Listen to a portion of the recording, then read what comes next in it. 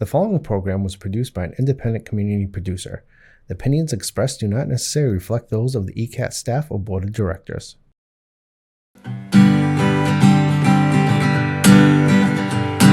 to you from underneath a peach blossom. It's time for an episode of BeAuSm. Find positivity throughout your life and work.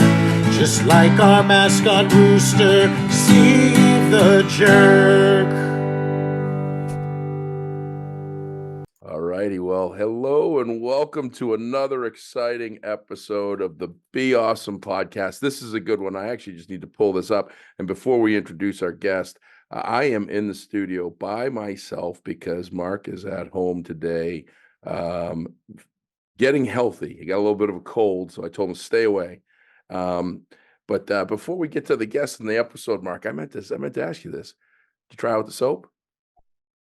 I did. I broke out the cucumber melon soap. Oh, you went cucumber melon. All right. Yeah. I was debating between the cucumber melon and the grapefruit, but I know my wife likes cucumber melon, so I haven't asked her if she's tried it yet, but it's in the shower. Yeah. Mark and I on Monday, we went to a startup, all natural soap, shampoo, deodorant, essential oils, Kelly Marie's Essentials, and I did the shampoo, I did the bar of shampoo. I don't know if you got one of those, but I rubbed a bar of shampoo on my head and it was amazing. I didn't know what I was going to get. I thought I was going to have my hair fall out. Yeah, but Doesn't yeah, look good. like it grew any more hair. Yeah, I know it did. I You beat me to it, Howard. You beat me to it. And on that note, we're going to introduce our guest today. I got to tell you, I saw our guest, Howard Behar, on the Ed Milet podcast probably a year or two ago, and I sent a note and just said, I'm going to order your book. I can't wait to learn more about you. His book titled "It's Not About the Coffee," and I put just a little note that said, I would love to have you on my podcast sometime. And I always think that just saying that, everybody's going to be like, I want to be on the BeAuSm podcast. And a little time went by, and I had a friend, Dr. Teresa Larson, past guest, and she said, you ought to have Howard Behar on the podcast. He says, I've been trying to get him on the podcast. I sent him a note to saying I was buying his book and I'd love to have him on the podcast sometime. And she name dropped for me and she helped me, and we got Mr. Behar on the podcast. He is the past president of Starbucks, wrote a book titled "It's Not About the Coffee," wrote a second book too. The second book is drawn. Why am I drawing a blank, Howard? Magic Cup. The Magic Cup. I knew it had magic, and it's a magic cup. And I haven't read that one yet. But we're going to dig in to Howard as the person, because I have done some scraping and I just found something interesting factoid about you yesterday that was really big for me. So first and foremost, welcome to the podcast. Thank you very much. Appreciate I'm embarrassed that I didn't get back to you. I have this rule that I live by for my life, is that I always respond. I'm surprised I didn't. You did respond. I just had an open question of if you ever want to be on, would love to have you on the podcast someday. It wasn't like, hey, do you want to be on the podcast? It was just kind of like casting a line with no lure at the end. So I've gotten better since then. Now I openly ask people and say, hey, I'd like to have you on the podcast next month. How does that sound? So I'm a great salesman until I get nervous to talk to someone like you. So I got some work to do. But Mark, I'll let you open it up, because you say, Mark said he's got notes. So I'm interested already, because he had his notebook out, and he's got notes already. So let's kick it off, Mark. Yeah, let's kick it off, Howard, because I've got a ton of questions, and like we told you last week or 2 weeks ago, we don't prepare usually for these interviews. We just kind of like to see how they flow. But I'm gonna kick it off right away, because the book's all about putting people first. Like, spoiler alert, people come first. But I just start off with that. Is that something that your dad taught you, or that you learned in the furniture business just naturally, or where did that develop, that mentality of people come My first? mom and my dad, that's who they were as people. My dad had a small mom and pop grocery store, opened before the Depression. You know, in the days that he had a store, there were charge accounts. They weren't people that came in weren't just customers; they were friends, they were neighbors. You know, they were within a 6-block radius or so, and that's who he served. So he knew everybody by name, everybody, you know, pretty much what they bought, and his deal was to serve them, and so that's where it came from. And my mother was both of my parents were immigrants. You know, my mother came from a family of 13 children, and you know, always around people. So it was by nature for me. I was kind of the baby of the family, and I was always around adults. And uh, you know, I don't know where it came from. You know, I mean, that's the place that I always put it back to, because it was just kind of natural to me. Now, you know, over time, I get to become what I call a conscious competent about it. Yeah. You know, Okay. I understood what it meant, and I could teach it. You know, 13 kids. Did your mom come from a cold climate country? she came from Latvia, Ah, and Jewish family from Latvia, and they all came. She came over in 1917 as a 9-year-old. You know. wow, wow. Yeah, Yeah. we were talking when we did the pre-call with you, and I was talking about when I learned about the grocery store and the charge accounts, and there is still one grocery store that I know of in Nenana, Alaska, that has that for all the residents. Each resident has a notebook with their Right. name on it, and they fill out what they bought, and then at the end of the month or the first of the month, they go in and they pay up their bill, and that's how it's done. Yep. So yeah, that's It pretty was. cool. Yeah.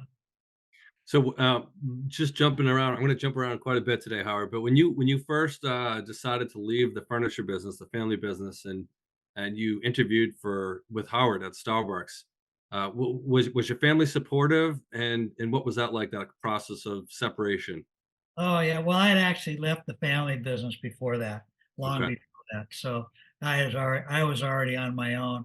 But I was on my own by that time. But my family thought I was crazy. They said, "You're going to go where? And they to sell what?" And I mean, who's going to pay that much for a cup of coffee, right? That was when we charged $1.25. Now you can't buy Yeah, anything for $1.25. yeah, But it you know it was one of those things where you know, it's luck is where opportunity meets preparation. Where the opportunity came along, and over about a year's period of time, Howard and I had this dance. He wasn't he didn't think I fit, and I didn't really want to go to work for somebody else. I was tired of working for companies. I was trying to find my own business. And anyway, so, but over about a year period of time, Howard and I got together, and, you know, it was lucky. You know, I'd like to tell you I'm brilliant. I'm not. You know, I'd had many failures before that, and this one just turned out to be a winner. But I was always willing to pick up the cigarette butts, and that because I don't have a college degree. I barely got out of high school, you know. yep. So I had to do things that other people wouldn't do, you know. And so when people thought I was crazy to go to Starbucks, this little tiny company, I was trying to just escape corporate life, you know. I was trying to find. Yeah, that's you just hit the spot that I was going to assume that you were going to touch on that. And that was what I found yesterday was that you don't have a college degree. I went on your LinkedIn page or earlier this week, it wasn't yesterday. Um, uh, I was doing some of my research and I went on your LinkedIn page and I scrolled all the way down and I saw your community college and it said none. And it caused me to immediately do something which was put on my LinkedIn page, Massasoit Community College, the 3 years that I was there and still considered a second semester freshman and double secret probation and probably the lowest GPA in history. And I put Massasoit Community College none for a degree as well. And I thought that was just amazing because I made the I'm not sure I understand. oh, Excuse me for 1 minute here. that's all right. Go All for right. it. This, you see this thing? I bought this from Apple, Yep. right? It comes on every time I don't want it to come on. It just automatically comes on. So I Uh, just pull the thing out of the wall. I'm done with it. I don't that's want it. Too yeah. much technology. Yeah, Sorry. that's all right. No problem. But I really thought, being the president of Starbucks, becoming the president of Starbucks and all of everything that you did, I really thought that, I just made the assumption that you had probably at least one degree, if not 3 or 4. And you're like me. I put I just did a keynote in Ohio this week, and one of my first slides says I successfully completed high school in 5 years. So it took me 5 years to graduate high I school. was a terrible student. I was a good learner, but a terrible student. Yeah, And I got bored easy, and I only wanted to study the things that I liked. That doesn't work. right. Yeah. Not in school, but it worked in Starbucks. Yeah, well, no, Starbucks, I had to do the things I didn't like. Yeah, You had to do it all. You didn't get a choice. But by that time, I was old enough to realize that's the way life is. yeah, You got to clean toilets. You got to do all the stuff. Yeah. yeah, Do you think, because that's an interesting segue to the next question I have is basically like the college tuition is so expensive. Yeah. And it seems like people sort of look down upon that non-traditional route these days. How do you feel about um, successful people or people having the opportunity to succeed without the college degree? I think you can do it. I mean, you see it in technology because these kids, by the time they're 16, they can code, they can do everything. So you're seeing more of that return. It's kind of like the old days. Most of the retailers they were all immigrants coming in. They didn't have college degrees, and most of them even didn't even have high school yeah, degrees. So they came and they figured out a pathway to make it work. I don't recommend it. I think that I think I missed a lot, and what I missed was the opportunity to learn about things that I wouldn't normally learn about history and things. And I became a good learner about those things, but I wouldn't recommend it. My kids both have master's degrees. My wife has a PhD. I'm the dummy in the family. And, retail was a pathway. yeah, And I think technology is a pathway for kids that don't want to go to college. I mean, spending my grandkids, I have 2 of them and 3 of them in college right now. You know what the cost is? It's 70 grand a year yeah, to Yeah. go through, these 2 private colleges. I mean, it's incredible. And the public one is 60 grand a year. oh, yeah, I mean, it's it's too much. You don't need to go to Harvard or Yale or whatever, unless you're going to become, maybe if you're going to become, not even to be a lawyer. You have a lot of good law schools around that don't yeah, have those things. So, and it's unfortunate that we think somehow they're smarter and better than other kids. They're not. I yeah, learned that the hard way. One of the biggest fears I always had was when we, work for companies and they'd always hire a Harvard or Stanford MBA and they'd come in the company and I always thought, man, they're going to find me out. yep, You find out that I'm not up to the task, but these people are smarter than I am, everything. You know what I found out after a while? They're not. yep, They're yep, not. They, you know, it had nothing to do with that. What I had was a world worth of experience that none of them had. yeah. Well, and reality is business is about people. Yeah, it's I all about. actually I was fortunate enough. I did a keynote for 1,100 people in Columbus, Ohio, business managers for school districts in the great state of Ohio at the Columbus Convention Center. And across the street from the Columbus Convention Center is the Hampton Inn, and there is an employee there, Clifford Stewart, who is the doorman or the bellman, if you whatever you want to call him. But he calls himself, he's self-appointed, and other people call him the director of first impressions. Yeah. And Clifford is an amazing human. He's going to be celebrating his 60th birthday. He's had 20 years at the hotel. He's in episode 25 early on with BeAuSm. He was able to be in the audience with me this week, and we were able to acknowledge his accomplishments. And when we were done, I said, Clifford, you said something really powerful to me. And he's been on the New York Times for customer service. He's the doorman, but he's been acknowledged for incredible customer service. And he looked at me when we did the podcast and he said, Josh, a building doesn't make a hotel. The people make the hotel. And he's 100% right. And that's in every business. And so a lot of times people that are, and I'd love to get my degree at some point. My fiance went back and she got her degree and got it in her 30s. I won't say how old she was, but she was in her 30s and she got her bachelor's. And she felt that was important for a couple of reasons. One, she wanted to complete something she started, and two, she wanted our kids she didn't want for our kids to be in a house where do as I say, not as I do. And she wanted to do it and say that she did it so that the kids knew that they could do it. But we're very strong in encouraging our kids to continue their education. And hope that they do. But if they don't, they need to figure out how to work and do all the things that are meaningful for folks. Yeah, I mean, if you went and took a bunch of classes, you took a class on personal finance, you took a class on business finance, you took a class on speaking, you took a class on how to write a one-page report. Things like that are going to serve you better than a lot of other classes you might take. So my wife was the same way. She didn't have a degree when we got married, and she went to school and my kids, took her example. They saw how hard she studied, and so they both did. Yeah. No, that's my insecurity with my degrees has guided me to startups or small companies. And that's where that's You that's and that's I what are exactly the same. yeah. Startup, small companies, Yeah. right? Picking up the cigarette butts. Yeah, well, exactly. And then, it's interesting. I think I shared with you, the last startup I had gave 17 years to, and I was one of the first employees. And then all these people that were smarter than me and private equity came in, and they sold for $1.9 billion.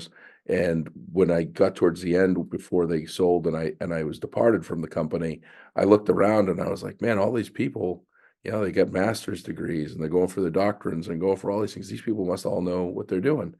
And I sat there and I thought about it. I was like, well, where were they for the first 100 million?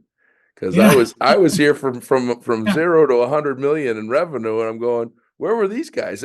Now here's where they're smart.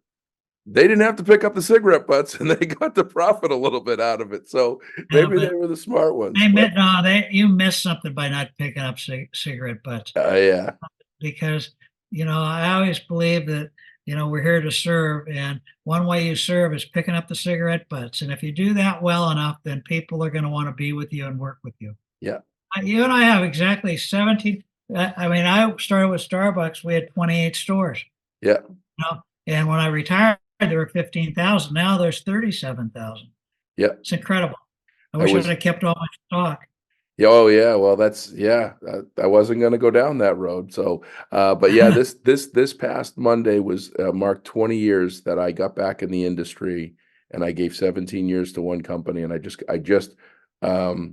just wisely got into another startup in the similar field, and we're having just so much fun. It's just that's what it's all about.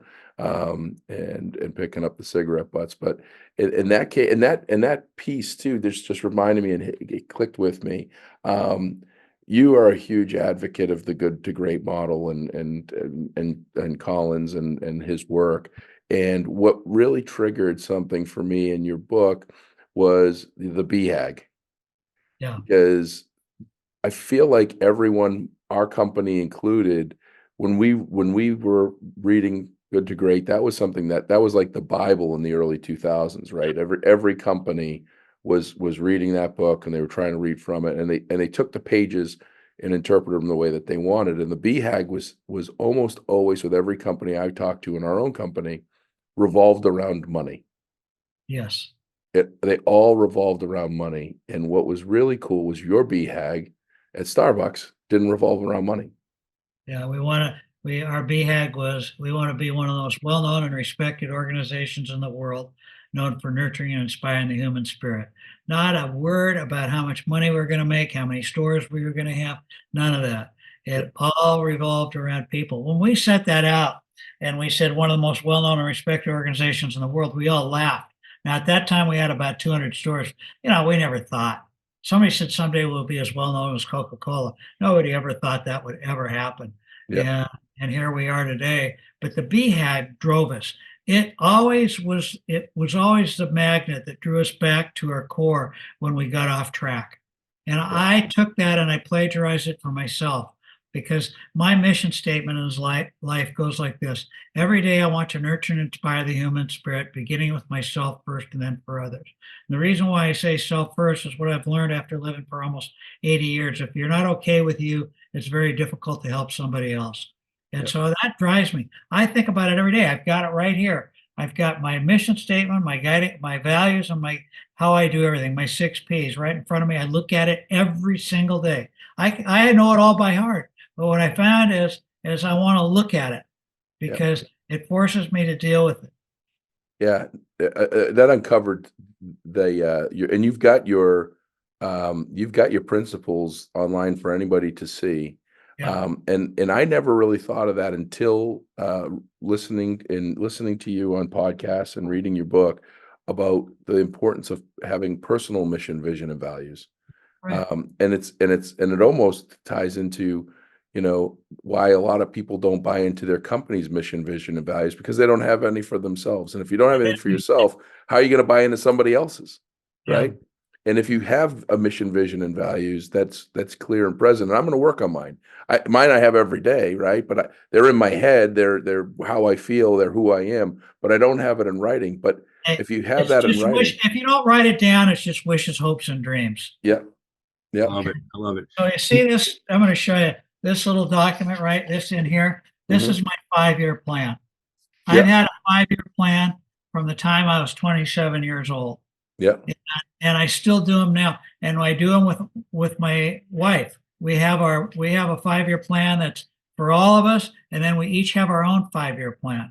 And we have all these different headings: spirituality, material, economic well-being, personal growth, and well-being, health, kids, our marriage. And we have 3 to 5 goals under each of those. wow, And look, I'm almost 80 years old. I'm still doing a 5-year plan. That's getting pretty optimistic. yeah. I say I'd rather not complete the plan than have no plan.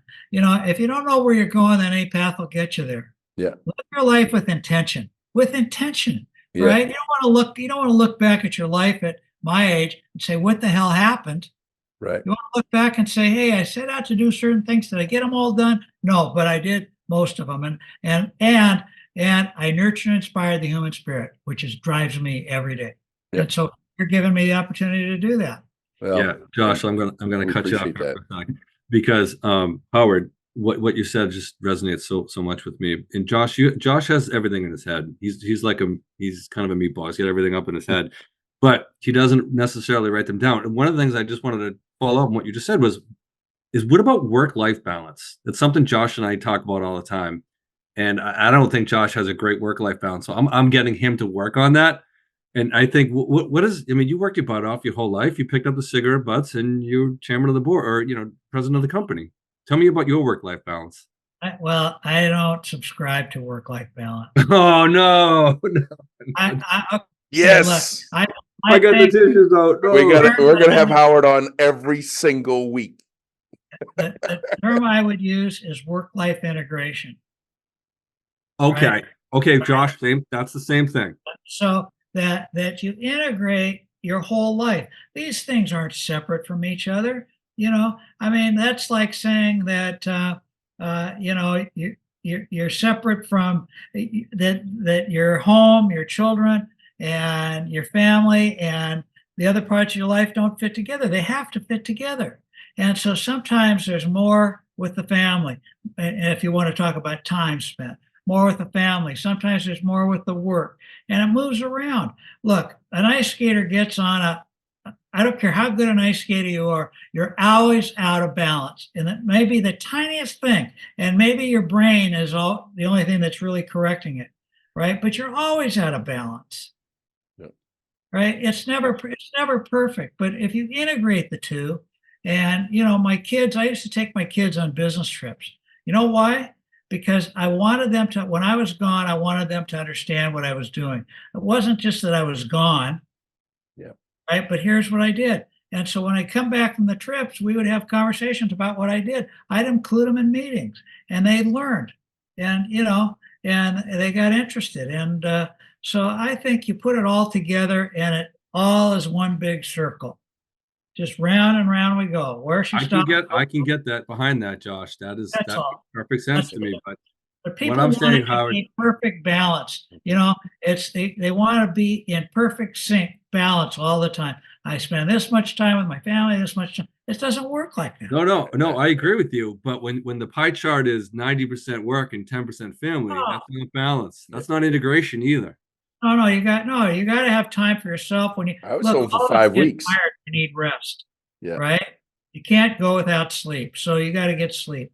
You can't go without what I want to live a fulfilling life. Okay, here's this goes with the work-life balance. I want all parts of my life. Many people say, "Oh, I want a happy life." Happiness is a part of life. It's part of fulfillment, but we're not always happy, right? We also, if we want a fulfilling life, we're going to have disappointment, we're going to have some pain, some sorrow, some joy, some excitement, some happiness, some success, some failure, right? All those things that go to make us a whole person, so that we can understand ourselves and we can understand others. And I that all, agree. I agree 1,000%. My only pushback would be what you said 5 minutes ago. If you're not okay, you can't help anybody you else. got to be okay. Yeah. So if you're not okay because you've got 3 companies and you're just out of your mind all the time, you can't be a help to anyone else. So that's my only. It doesn't work like that. Even the greatest artists, the greatest athletes, they find other things, Yes. right? Because it's all of it going together that makes it work. Yeah. I'm working on getting a hobby, Howard. What do you Oh, got for hobbies? Oh man, you and I, we are brothers. I never had a hobby. I didn't, and I never had a hobby. My hobby, servant leadership. Yeah. It's my hobby. Yeah. And it's the darndest thing. But I know I have my son. I have so much love and respect for my son. He plays golf, he plays tennis, he spends so much time with his kids. I mean, I got to admit, I was not around a lot. Yeah. I was traveling all the time, and my wife was happy about that because she was going to school. Yep. But but I learned to create time when really quality time when it needed to be there. But yeah, I don't hobbies. I love it. Yeah, okay. I wish I had a hobby. Howard guys help me are- with my hobby. I don't need to have one. Howard, I want a chainsaw in a charity thing last month. I live in the woods, and so I thought my hobby was gonna be cutting up wood. I did that for like 2 days, and I was like, "This isn't fun." I said, "This isn't gonna be my hobby. Is getting into cutting wood. This is work. If I'm going to do work, I might as well do work that makes money and makes a difference and does other things." And so I was back to the drawing board. The chainsaw is now in the garage, but I like the chainsaw. It's good. All right, you guys are obviously brothers from another mother. I'm just gonna say it right now. Yeah. But I want to say this, Howard. Oh my gosh, I'm gonna lose my train of thought. I got him. No, I know you just got me. Hold on a sec. You Oh, thought my God. Howard was going to come in and do the balance and all the stuff that you want me to start No. doing. Josh likes the softball questions. I'm a little bit of a hardo, so I'm gonna ask this. You talk about compassionate emptiness. Yeah. I'm guessing, this is just a total guess, that you were a difficult man to work for. You were fair, but you had expectations. And I had expectations, and I had performance counted. So tell me what exactly is compassionate emptiness in a way that sounds, what exactly is that? What does it mean? So, all right, if you're a man, you've all experienced this, right? Your wife comes home and she tells you about her day, and you immediately go into problem solving mode. Well, why didn't you do this? Or your kids come home, they tell you about their day, and you say, well, you should have done this, right? We go into problem solving mode. But that's not what they want, is it? Nope. They want you to listen to them. They don't want you to give them solutions. They just want you to listen to them and acknowledge their pain or their joy or whatever it is that they're bringing home. They don't want you to give them any solutions. Just shut up and listen and nod your head and say, that's interesting. Thank you for sharing that with me. Well, I was just like every other guy and my wife would complain all the time. I don't want your solutions. And my kids would do the same thing. Finally, I'm reading this book, and in the book, there's this 2-word quote: compassionate emptiness. And what it means is this, is that you're compassionate, you're listening, you're caring, you're showing that you care about what they're talking about, but empty of solutions, right? Mhm. So in other words, you're in tune, you're listening, but you're not trying to solve their problem for them. Hmm. You're just there for them because that's what they want. And if they ask you a question like what will you've done, then you answer. But otherwise you shut up, you I love know? it. And Yep. so Yep. that's where that came from. So I was not a hard ass. I was not. I was direct, Yep. right? But always with love in my heart and caring. And everybody knew that I cared about them personally. And because I think that there's three core things to servant leadership. The first one is that you help your people grow as human beings. Yep. That's the most important thing in any organization. It's the most important thing in a family. You help your kids grow as human beings. What does it mean to be a good human being? Then, number two is you help your people grow as professionals to become better at what they do. That's why we encourage our kids to go to school, to study, all this, and why we do it the same thing at work. So you help them become better at what they do or what they want to do. And then the third thing is you help them achieve their own goals in life. You don't tell them what their goals are. You ask, what are you trying to accomplish? How can I help you? Yep. And that's the core of servant leadership. And that's what we're talking about here. And it's about serving people. And so I always thought that my job was to serve my people, not be served by my people. Did I hold them accountable? You bet I did, but in a caring way. And I was not a blamer.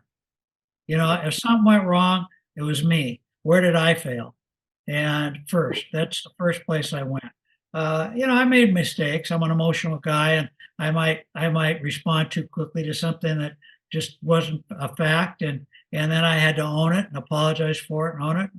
But I always thought that it wasn't their fault. It was somehow my fault if something went wrong, and I just didn't do a good enough job with them. But no, but I did. Yeah, you're right. Performance counted for me. I mean, it was important to me that my fifth guiding principle, or how my fifth P, is performance. That in life, performance matters. Whether it's if you're a monogamous relationship, then if you're married and you're a monogamous relationship, then you got to be monogamous, right? If you commit to your team to get something done, then your job is to get it done. If you commit to your kid to be at the softball game or a soccer game, then your job is to show up. And so I think performance counts in life, in all facets of life, whether it's work or it's home, and that's why I call it work-life integration. Yeah, no, that just knocked it right out of the park with me. And what you were talking about is, looking at yourself. That's the mirror in the window, right? When something goes wrong for your team, you look in the mirror. When it goes well, you look out the window to your team. And so that's Yeah. that's something a lot of people have a hard time doing. And self reflection is it's becoming one of the easier things for me to do. The daily self reflection of what happened yesterday, what went wrong. I've had two very difficult conversations this week, which is like I typically have, one every couple of weeks. But I've had two really difficult conversations, and one of them was I wrote an email out of an emotion, even though I took 24 hours. I wrote an email out of emotion, and there was a part of it that I didn't see anything wrong with it, and the person that received it did, and I had to own it. And I had to say, "Hey, it's not what I meant. Those were my words that I typed. I own it. I am sorry. I'm going to fix it." But the other piece that hit for me is I did a talk yesterday and a breakout for leaders on leading a multi-generational workforce, because right now there's five, and if you're in Pinellas County, Florida, six generations in your workforce. And the reason why I say Pinellas County is I got a friend named Clyde who's a heavy equipment operator in Pinellas County. He's 92. And he says he's going to live until 105. So if you're drinking the same water he's drinking, you got a couple more 5-year plans on your plate. So, I ask, one of the questions I ask when I do this talk on the leading the multi-generational workforce is, how many of you career path with your team? And you should spend a minimum of 15 minutes a year. And I say a quarter, because life is moving so fast, where you sit down and you say, okay, where do you want to be? Where do you see yourself? What is that? And listen, if you want to be, if you want to just do what you're doing and go down that path for the next 30 years and be the best, whatever that is, great. But if there's something else that you want to be and do, there's never been a time better than today where you can be anything you want to be. and I want to help you. And I'll tell you, I had 80 people in the class, 3 raised their hand that they That's actually career path, and that's tough. They owned it. I mean, I was happy that they did, but that's a tough thing. We get caught up in our own lives that we don't think about how can we help others sometimes, and that's right. tough. And that's the key. That's a core of servant leadership. And we're here to help others be all they can be in wherever they want to be and whatever they want to be doing. Yeah. And so I'm not a big believer in this multi-generation issue. Look, tell me a person that doesn't want to be treated with respect and dignity at any Yeah. age. Tell me a person that doesn't want to be cared about. Tell me a person that doesn't want to be loved. You know, those things they're from a 2-year-old all the way up to a 100-year-old. Yeah. And it's different forms, and you have to understand, where they are. But the only way you really understand is by asking them, because I don't assume that all 20-year-olds are alike. They're No. not. We all have different sets of experiences, and I don't assume that all 80-year-olds are alike. I know some 80-year-olds and 90-year-olds that are just like you're talking about. They're still going. They're running. They're doing stuff, right? And I know some 50-year-olds that gave up a long time ago. Yeah. You No, know? there's studies out there that and this we had 4 generations. We didn't have the silent generation, either that or they weren't talking. But that we had 4 generations in the class, and that was one of the things that we were talking about, is that for over 100 years, every new generation is the worst generation. Right. At some point, every generation is the worst generation.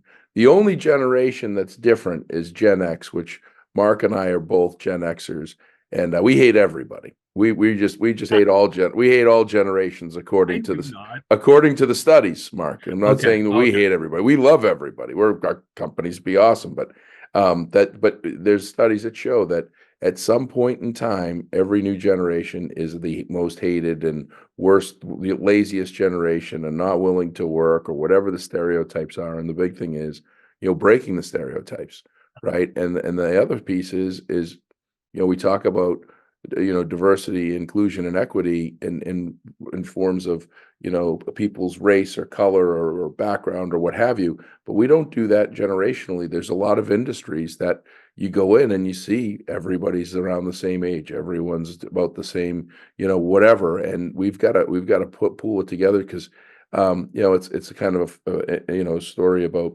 I give a story about potholes. I've got a long driveway, and this is something my son would say. When I was growing up, my dad would say, "Hey, get the pickaxe. We're going to go fill the potholes." Because in order to fill a pothole in a gravel driveway, you got to break around a foot around the pothole and then fill it in. Otherwise, you get a pothole again. And so, for me, I just followed my dad. That's what we did, and that's how we did it. Now, my 17-year-old son, he goes out there, he would hit that thing twice with a pickaxe, and he's got to say, there's got to be an easier way, right? There's got to be an easier way, and he'd go find it, and it'd probably be his brother, right? He'd go get his younger brother, and he'd do a Tom Sawyer with him. But the younger generation today has something that many previous generations didn't have, which is access to everything, right? Right. And that's scary for someone that had access to a typewriter, when they were professionals. So I think that's the scary part with regards to generations today, is these young generations. They're just consuming so much more than we could ever imagine as a Gen X or baby boomer, greatest generation, silent Now, generation. here's where I'm going to get old on you. Yeah. I'm not sure that social media has been good for us. No, And I agree. and it's a reason. I have a different reason than most people have. I think the problem with it is there's zero accountability. yep, In our growing up, right? If you said something in class, right, to a teacher that wasn't nice, right, you'd be out in the hallway, yep, right, or whatever it was. And today you can post something on the internet about your teacher, that something you shouldn't do, and there's no consequence. And if you wanted to comment about politics and you sent a letter to the newspaper, yep. right, which we used to do, remember those days? Oh, yeah. Some people still do it, but a letter to the editor, right? You had to put your name, Mhm. right, and address. And now people get on the internet, they have these handles, what I don't even know what they call, and they're able to say things that you would never say Mhm. because you would be conscious of it. So either it's a potential effect on you or something, and now there is no accountability and no responsibility, and that is dangerous. Right. Yeah. It's dangerous. It's what's causing a lot of the problems. It isn't the fact that we have this tool where we can communicate with each other easily. It's the fact that there's almost no accountability to the tool. Right. Yeah. No, I'm with you. And what I'm loving that I see is that so I have a 17-year-old and a 6-year-old, and my 17-year-old for his birthday wanted a record player. And Oh so my and so I'm seeing a lot of the younger professionals and teenagers that they're wanting what we had, which was a simpler life. They God. Right. didn't want the complexity of everything that goes with that tool that's in your hand and the technology. And I'm with you on social media. Social media for me, LinkedIn has been phenomenal. It's where I've made a lot of great network connections. I actually, if you do listen to some of these episodes, you can listen to an episode with David Cooks I did in a Starbucks. So the sound is terrible, but I did this podcast with a gentleman by the name of David Cooks, who was the author of Paralysis to Purpose in the first week in November in 2018. And fast forward to 2022, I meet a guy named Mark Resnick on Jesse Itzler's Build Your Life Resume program, where we pay $1,500, and there's a social media aspect. It's got its own tool.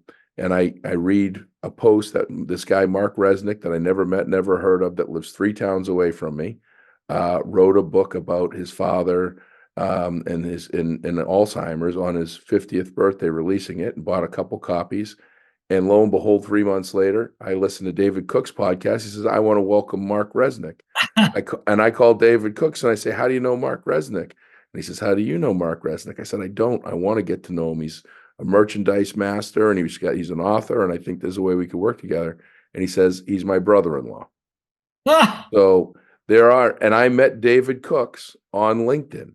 I met him on LinkedIn from a post that he talked about his book release and bought his book, and that's how this happened. So there is good to social media, but there is definitely a component that's poor. I met you through LinkedIn. It was a clip that Ed Milet put up that caused me to listen to the entire episode and go, "This is a cool cat. I got to get him on the podcast someday. And if nothing else, I got to read his books." And so we have to figure out how to leverage the tools right. That's Yeah, exactly. LinkedIn is such a different animal than the rest of them. Mhm. For the most part. But it's not that they're all good. How Yeah. can you not think that those tools they're good? They allow us to communicate, quickly and stuff like that. It's just that people can say things that are beyond. They can say anything they want to say, and it could be a total fabrication. Yeah. And it could be mean. It could be all those things that you would never do. Right. Yep. Yeah. That's You the issue. you said earlier, and a lot of people like yourself who are very successful say this, that it was luck. It was right place, right time, preparation, meeting, opportunity, whatever you want to call it. But I don't think it's an accurate term, because you're the type of person who had all these, you mastered the low level skills, the kindness, being Yeah. humble, picking up the cigarette butts. And I think that's one of the things that some of the younger generations are missing. They're thinking too far ahead, and they're not focusing on the low level principles of just being nice, Yeah. Yeah. Being kind. being Yeah. kind, caring, actually Yeah, caring. I agree with that. It's look at the national dialogue. Hey, I don't know what you guys' politics are. If you live in Florida, maybe you're, right wingers. I don't know, but it's okay. I don't mind. We're on the But coast like you. yeah, okay. So, but look at the dialogue that Trump has, right? And I don't mean to offend anybody. That is not that kind of those words are not okay. It's not okay. Right? I don't care whether you're a Republican, conservative Republican, liberal, even when I hear anybody being mean to another human being online or whatever they say, those things are not okay. Unless you want to destroy a country, then you're going to get what you want. Because when people start talking to each other that way, they start to lose their empathy Mhm. for others. The guy that's the head of Microsoft now, right? Now remember, you got Steve Ballmer and Bill Gates, both gone. Yep. They were not empathetic people. They would yell and scream at their employees. If they brought in an idea they thought was dumb, they'd tell them, "Get out of my office. You're dumb." Honest to God, that's how they would treat people. Abuse them. The guy who had been there a long time, and I can't remember, is it Nardell? No, whatever it is. Anyway, East Indian guy and a great guy. He comes in, he'd been there a long time. Microsoft had been dead for 15 years, nothing going on. He comes in and he takes over from those two and he turns the company around. Why? Now it's a place people want to go to work again. Why? Because he says the single most important skill any leader needs to have is empathy. Hmm. And when you swear at other people, when you tell them how, when you do bad things to other people, you don't have empathy. Right. Right. And I'm so glad. Josh, I mean, we have great guests every single week, but Yeah. Howard, you nailed it on the head. It's just not okay to act like that. it's not. If you're a teacher, a coach, a father, a sibling, president of the United States, it's just not okay. And thank you for saying that. Yeah, and that's what that can destroy us more quickly than anything else, because now people are starting to model it. Young people are saying that type of leadership, that's okay. Yep. Mhm. It's not. Let's Josh, how are we doing on time since I don't have the recorder in front of me? We got some. Okay. Let's switch gears just a little bit. Howard, what is your favorite food? What's your favorite meal? I want to know. Favorite meal. I'm an eater. I love everything. But if you ask me what I like are pizza. I love great pizza. Is there good pizza in Palm Beach? In Palm Springs. I'm in Palm Springs. Sorry. Yeah. Yeah, we have good pizza in Palm Springs. We have the best pizza, though. We have great pizza in Seattle. And I've never had a bad pizza. Some are just better than others. Yeah, it's like ice cream. There's no such thing as bad ice cream. Just some is just better than others. I agree. Well said. Well said. Obviously, you not obvious. You drink Starbucks. You like it? We're always a coffee guy? Yeah, absolutely. I've been drinking Starbucks. I drank Starbucks coffee for 15 years before I went to work there. They weren't selling coffee by the cup. I'd buy it by the pound and brew it at home. But So hypothetically, I'm a Starbucks guy. Hypothetically, this is just total hypothetical. Yeah. Starbucks goes away right now. What's your back off coffee? Probably Pete's. Pete's. Oh, yeah. Okay. Interesting. I love Pete's. We were one company at one time, but our roasting styles are the same. They came from a guy named Alfred Pete, and I like Pete's a lot. So when you left Starbucks, did you get a lifetime free coffee card? No, I did not. I got a lifetime free pound of coffee a week. But if I go into the stores, I get what's called the partner discount, which is 30% off, but no free. Well, I'll tell you this. I don't know if I told you the story. And Mark's right. I do put a lot into my work, and I'm a Tasmanian devil when it comes to when I get in the zone of work. I'm on the phone, I'm yelling, I'm doing all sorts of stuff. Not yelling like angry, I just speak loud. And so I was only home 8 days, January and February. And so March 1st hit, and my fiance Amy says, by 2:00 in the afternoon, she says, "You gotta go. You can't be here. You're home for 5 weeks. This is not gonna work." So I said, "All right, just give me 24 hours. Let me figure something out where I can go during the day." And I drove the 1.5 miles to the Target that we have a Target with a Starbucks inside of it. And then outside of the Target, we have a Starbucks with a drive-through. So there's 2 Targets on the same pad because it's so popular over here. So I go in the Starbucks, I get my coffee, my $3.56 from my Venti Pikes Black with now I'm now doing oat milk. So it's a little bit more. I think it's $4.44. And I sit down and I'm looking up temporary office space, and then all of a sudden Sean comes over and he says, "Hey, do you want to try a lavender smoothie? We got trials that samples." I say, "Oh yeah." Take a sample. I'm looking at these offices, so much money. Comes over, "Hey, do you want to sample the coffee cake?" "Yeah, absolutely. I want to sample the coffee cake." Howard, five weeks later, my rent has cost me one coffee a day because you get free refills, and I spend anywhere between 6 and 10 hours in the Starbucks in the Target store in Easton, Massachusetts. And they finally, both Starbucks and Target managers on the same day came over to me at different times, and they said, "Are you from corporate? Because I'd be there for so long." So, but it's great, and it's like I say, but the most I'm spending $5 a day, and I've got high speed internet. I've got a table and chairs. I've got a table with 3 chairs. I got an open door policy at my office. So if you want to come over to the Starbucks Target, Howard, anytime you come in, I got an open door policy. You sit down and we can get some stuff done. Right, But you said you and I are. The day I retired, I said to my wife, "Honey, you want to go out to lunch?" So she said, "Sure." So we get in her car. I open the driver's side and get in. She says, "What are you doing?" Right. Then I get in the car and I look down at the little thing in the middle between the 2 seats. Yep. There's the key to the safe deposit box. And I said, "Do you leave this key in your car all the time?" She just looked at me and said, "Do you need to go back to work?" Yeah. Yeah.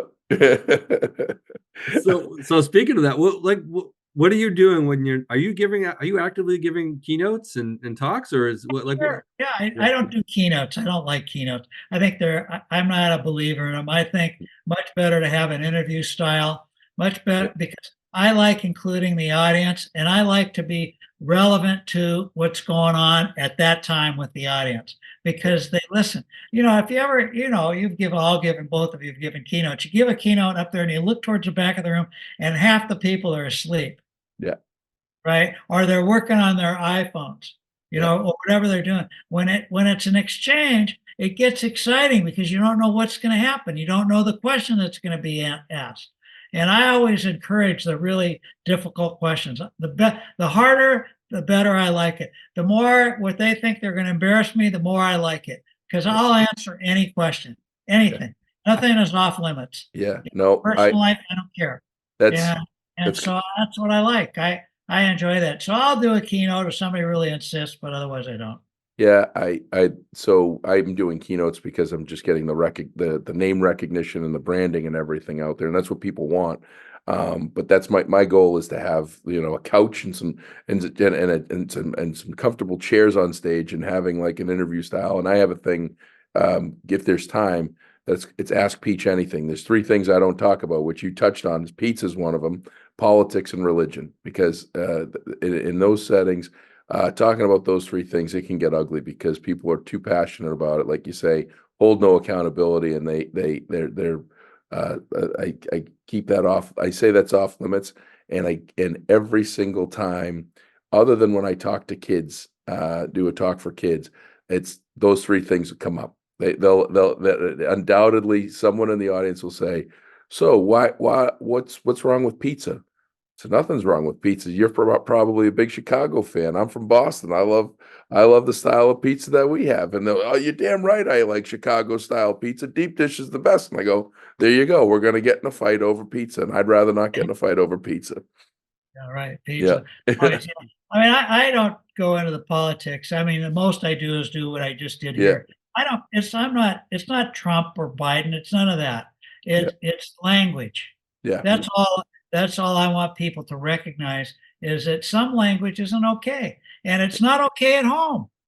I Yeah. guarantee you that Donald Trump isn't going home and saying the same things he says when he's out in public to his wife or his kid. I can promise you that Yeah. Mhm.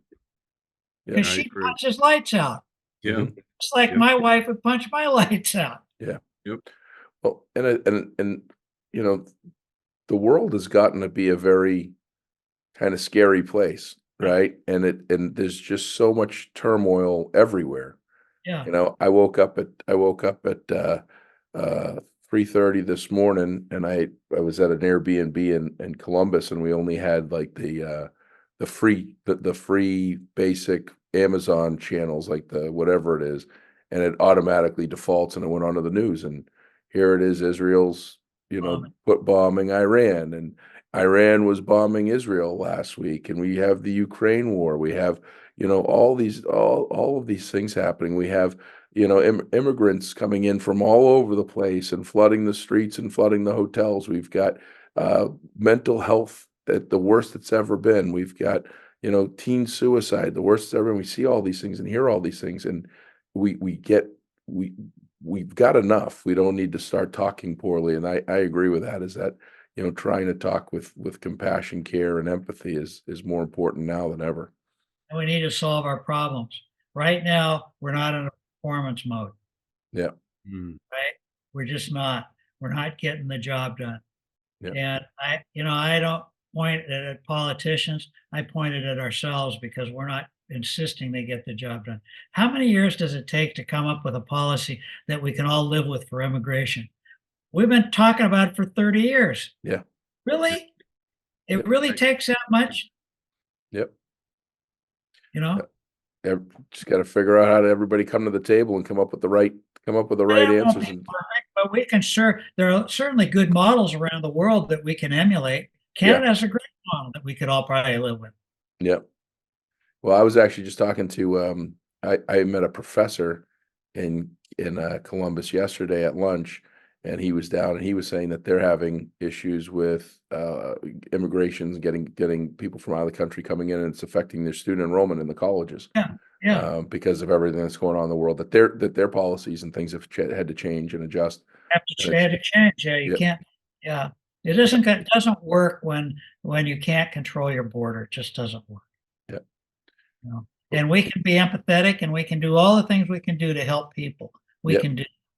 But well, you and I are both. You were born here, so you're first generation.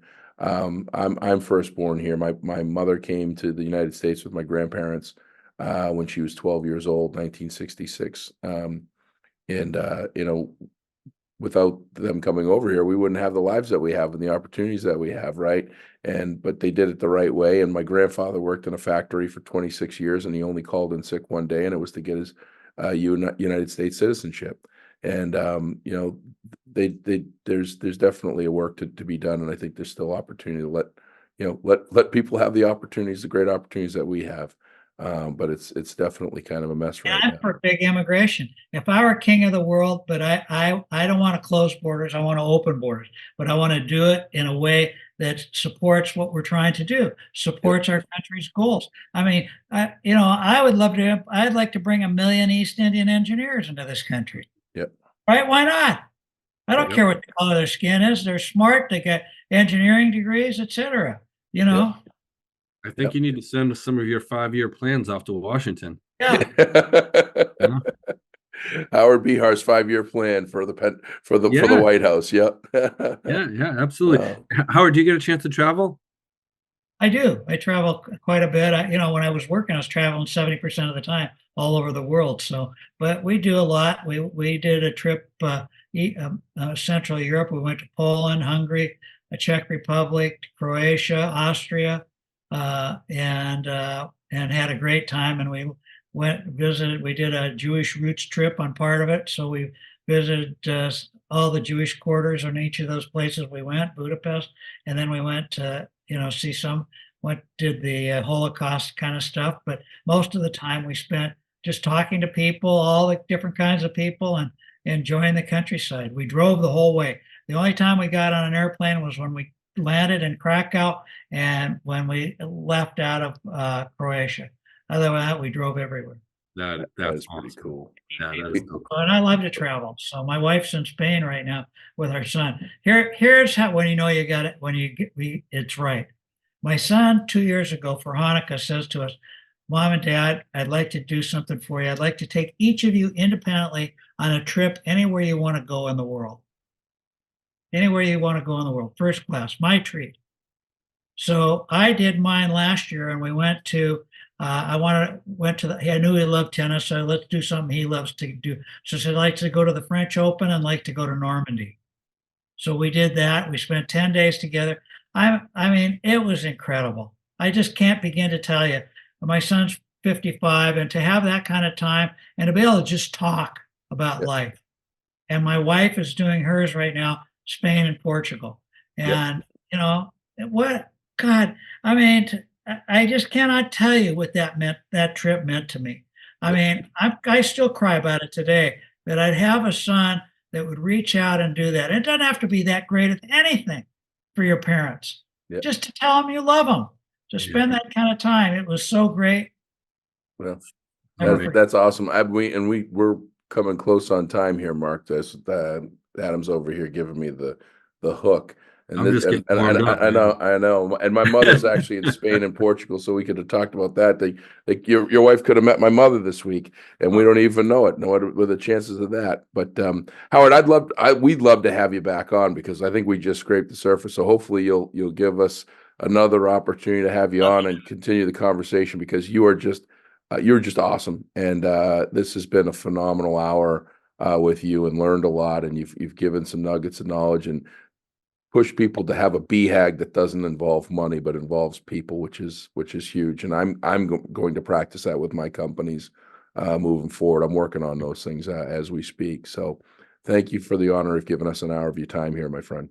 Next time we'll talk about business. Yeah, that's Yeah. We didn't Yes. know what we were going to talk about today. I had no idea. Yeah, that's what makes this podcast great. So thank you very much. And Mark, thank you for getting well enough to get on here with us. And that'll do it for an episode here. 5-star ratings and reviews. We love them. Helps grow our presence and our viewership. So please let us know how we're doing. Josh@BeAuSm.com. If you have any questions, concerns, criticisms, critiques, send them my way, and I'd love to hear from you. So in the meantime, you are awesome. Coming to you from underneath a peach blossom. It's time for an episode of BeAuSm.